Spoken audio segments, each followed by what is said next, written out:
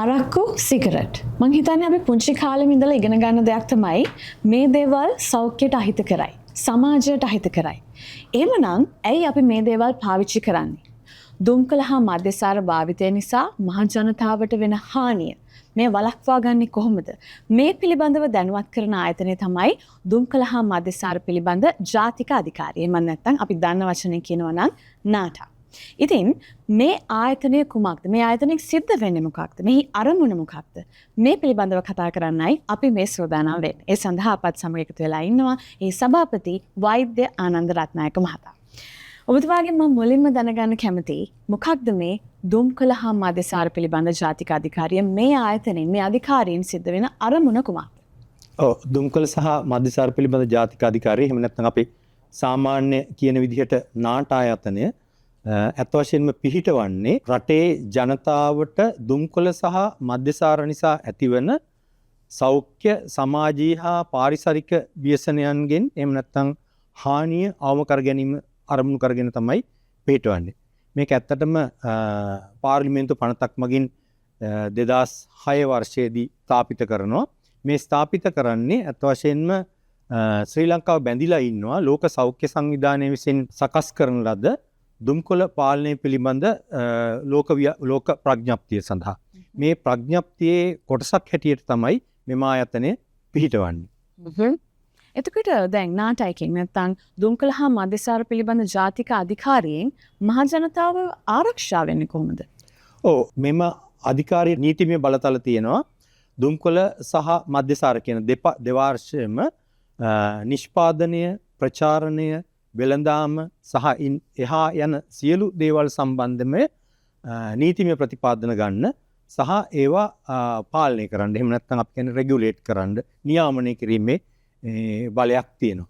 එතකොට මේ බලතල පාවිච්චි කරලා ආයතනයේ සතුව තිබෙන අනිත් යාන්ත්‍රණය ක්‍රියාත්මක කරලා එක පැත්තකින් අපි නීතිමය වශයෙන් මද්යසාර සහ දුම්කොළ නිවාරණය සම්බන්ධ කටයුතු කරනවා. අනිත් පැත්තෙන් අපිට වගකීමක් සහ අපේ බැඳීමක් තියෙනවා දුම්කොළ සහ මද්යසාර නිසා ඇතිවන හානිය පිළිබඳව ජනතාව දැනුවත් කරන්න. ඒක විවිධ ක්ෂේත්‍ර ඔස්සේ අපි ඒ ක්‍රියාමාර්ග ගන්නවා. සහ ඊළඟට දුම්කොළ සහ මද්යසාර වලට ඇබ්බැහි වූ පුද්ගලයින්ට අත් වශයෙන්ම ගොඩක් වෙලාවට ඒගොල්ලන්ට උවමනා වුණත් ඒ පුරුද්දෙන් ගැලවෙන්න ඒගොල්ලන්ට හැකියාවක් නැහැ සමහර වෙලාවට ඒ පුරුද්දෙන් තනියම ගැලවෙන්න. අන්න ඒ අවස්ථාවේදී අපි උදව් කරනවා මේ අයට ගැලවීම සඳහා වන උපදේශන යාන්ත්‍රණයක් ක්‍රියාත්මක කරනවා. මේ ආකාරයෙන් රටේ ජනතාව දුම්කොළ සහ මද්යසාර වලින් සිදුවන හානියෙන් මුදවා ගැනීමට අපි කටයුතු කරනවා. දැන් ඔබ දන්නවා මේ ආයතනයෙන් මොකක්ද සිද්ධ වෙන්නේ, මොකක්ද මෙහි අරමුණ කියලා. දැන් අපි හැරෙන්නේ ටිකක් වෙනස් පැත්තකට. දැන් මේ දුම්කොළ හා මද්යසාර එහෙම නැත්නම් අරක්කු සිගරට් කිව්වම ඔබ දන්නවා ලේසි පහසු ගණන් නෙමෙයි. ඔබ වියදම් කරන්නේ. ඔබේ සාමාන්‍ය පඩියෙන් ලොකු ප්‍රමාණයක් මේ සඳහා ඔබ සමහර විට වැය කරනවා වෙන්න පුළුවන්. මේකත් එක්ක එනවා ආර්ථික බරක්. මං හරි නේද? ඔබ හරි. මොකද්ද මේ ආර්ථික බර දුම්කොළ හා මද්යසාර වලින් ඇතිවෙන්නේ? ඔබ දන්නවා නම් මේ රටේ දවසකට සිගරට් නිෂ්පාදනය වෙනවා. එහෙම නැත්නම් භාවිතා වෙනවා මිලියන් 8ක් 11ක් අතර ප්‍රමාණයක්. දසලක්ෂ 8ක් 11ක් අතර ප්‍රමාණයක්. මේ හරහා සිද්ධ වෙන ආර්ථික පිරිවැය එහෙම නැත්නම් මේකේ ආර්ථික බර සිගරට් නිෂ්පාදනය සඳහා වන ආර්ථික බර විතරක් වෙනවා දවසකට රුපියල් මිලියන් 520ක් විතර. එතකොට මේ සිගරට් භාවිතා කරන පුද්ගලයෝ දවසකට රුපියල් මිලියන් 520ක මුදල් ප්‍රමාණයක් වියදම් කරනවා සිගරට් භාවිතා කිරීම සඳහා. ඊළඟට අපිට තියෙන ප්‍රශ්නේ සිගරට් සමාගම් ලංකාවේ සිගරට් සමාගම් වල අයිතිය තියෙන්නේ බ්‍රිතාන්‍ය සහ ඇමරිකානු සමාගම් වලට 84%ක් විතර. ඒතකොට මේ වියදම් කරන මුළු මුදලෙන් අති මහත් බහුතරය ඇදිලා යන්නේ පිටරට. ඒතකොට මේ මුදල් යන්නේ ඩොලර් පවුම් හැටියට. ඒකට අපි වගේ රටකට මේ ඩොලර් පවුම් කියන දේ ඉතාම වැදගත් දෙයක්. නමුත් සිගරට් සහ දුම්කොළ පානය කිරීම මගින් ඇත්ත වශයෙන්ම අපි කරන්නේ බහුජාතික සමාගම් පෝෂත් කරන එක. ඒක එක අතකට. ඒ කියන්නේ දුම්කොළ සහ දුම්කොළ විතරක් මේ මම කතා කරන්නේ මද්යසාර අමතරව මද්යසාර එකතු වුණොත් මීටත් වඩා වැඩි ප්‍රමාණයක් වෙනවා. දුම්කොළ භාවිතා කිරීම මගින් අපි අපේ රටේ බදු මුදල් දවසකට රුපියල් මිලියන් 520ක් පිටරට බහුජාතික සමාගම් වලට පරිත්‍යාග කරනවා. ඊට අමතරව අපි දන්නවා දුම්කොළ සහ මද්‍යසාර භාවිතා කිරීම නිසා මේ රටේ ජනතාවගෙන් විශාල සංඛ්‍යාවක් අකාලේ මිය යනවා. එහෙම නැත්නම් රෝගී තත්ත්වයකට පත් වෙනවා.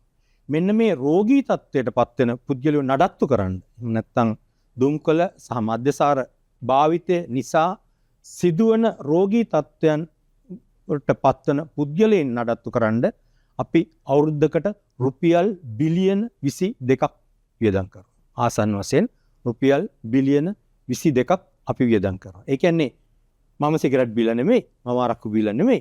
නමුත් මම මගේ බදු සල්ලි වලින් සිගරට් බොන, අරක්කු බොන පුද්ගලයන්ගේ සෞඛ්‍ය නඩත්තු කිරීම සඳහා වියදම් කරනවා. මේ මිලියන 22ක් කියන එක අපිට ඇත්තටම කොච්චර බිලියන 22ක් බිලියන 22ක් කියන එක අපිට එච්චර කොච්චර ප්‍රමාණයක්ද කියන එක අපිට එච්චර තේරුම් ගන්න බැරි වෙයි. නමුත් මේ ප්‍රමාණය දක්ෂිණ අධිවේගී මාර්ගය හදන්න වියදම් වෙච්ච මුදල් ප්‍රමාණයට සමාන මුදල් ප්‍රමාණයක් අපි වියදම් කරනවා අපේ බදු මුදලින් සිගරට් අරක්කු පාවිච්චි කරන පුද්ගලයන්ගේ සෞඛ්‍ය නඩත්තු කිරීම සඳහා. මේක අපි වගේ රටකට දැවැන්ත ආර්ථික බරක්. අනිවාර්යෙන්ම දැන් ඔබ ෆිගර්ස් කියද්දි තමයි අපිට ඒක දැනෙන්නේ. මම හිතන්නේ මේ හරහා ගොඩ දෙනෙක් ඒ සම්බන්ධව දැනුවත් වෙවි. හැබැයි ගොඩ දෙනෙක්ගේ හිතේ ඔළුවේ තියෙන දෙයක් තමයි සිගරට් වල ටැක්ස් එකකින් තමයි මේ රට දුවන්නේ කියලා. අපි කොහොමද මේකට උත්තරයක් දෙන්නේ? ඕක ඇත්තටම සිගරට් සමාගම් විසින් ජනගත කරන ලද මතවාදයක්. මොකද ජනතාව සිගරට් සමාගම් වලින් දුම්කොළ සමාගම් වලින් ඈත් වෙද්දී ජනතාව සිගරට් සමාගම් වල පැවැත්ම සඳහා ඔවුන් මිත්‍යා මත ජනගත කරනවා. ප්‍රධාන වශයෙන්ම මේව මිත්‍යාව ජනගත කරලා තියෙන්නෙම දුම්කොළ සමාගම් මගින්. ඇත්ත වශයෙන්ම දුම්කොළ සමාගම් වල පහුගිය අවුරුදු වල ඒගොල්ලෝගේ ඔප ටැක්ස් ප්‍රමාණය බැලුවොත් අපිට බොහොම ලේසියෙන් බලා ගන්න පුළුවන්. වාර්ෂික වාර්තාවට ගියහම සිගරට් සමාගම් සාමාන්‍යයෙන් ගෙවලා තියෙන ටැක්ස් එකක් හැටියට බිලියන් 92ක් විතර තමයි ගෙවලා තියෙන්නේ. නමුත් අපි කලින් කිව්වා සිගරට් බීපු කට්ටියව නඩත්තු කරන්න අපි බිලියන් 22ක් විතර වියදම් කරලා තියෙනවා. කියන්නේ සිගරට් සමාගම් වලින් ලැබෙන ආදායමට වඩා අතිවිශාල මුදල් ප්‍රමාණයක් අපි සිගරට් සමාගම් විසින් ඇති කරන හානිය නඩත්තු කරන්න විතරක් වියදම් කරනවා. ඔබ ඒ වියදම් කරනවා විතරක් නෙමෙයි. ඔබ දන්නවා නම් වාර්ෂිකව මේ රටේ ජනගහණයෙන් 22000ක් අවුරුද්දකට 22000ක් දුම්කොළ සහ මද්‍යසාර නිසා අකාලයේ මිය යනවා.